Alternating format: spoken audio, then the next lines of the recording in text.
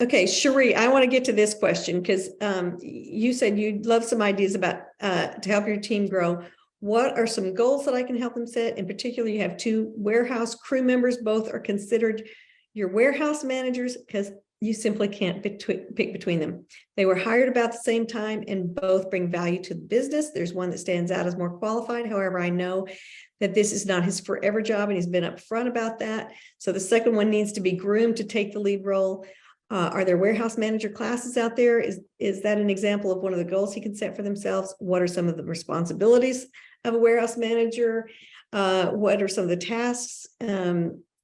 Let's see, I'm trying to skim the rest of your question. Okay, so what responsibilities could they start taking ownership of? So, okay, yeah, what could they start taking ownership of?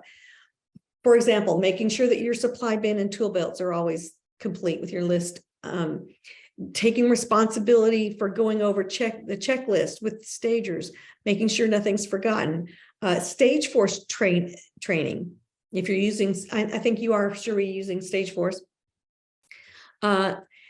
Leadership of the rest of the crew. Are they raising the bar for the others? We have a guy on our crew who we tried to train, tried to groom him to be a manager, and he's super loyal. He's very capable. He's very dependable. And we thought that he was going to be our manager, but he's been with us the longest.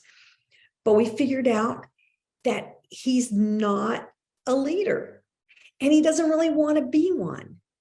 So make sure that your guy actually aspires to be a manager. So just because somebody's been there the longest does not mean that that's who should be your manager. Seniority is not the determining factor in promotions. Let me say that again. Seniority is not the determining factor in promotions. We hired a guy last year who immediately stood out from the guys who had been there a lot longer. He had owned his own moving company. He had managed crews. And so he came at things from an owner's perspective. And he was very quickly promoted to manager. And that was the best thing we could have ever done.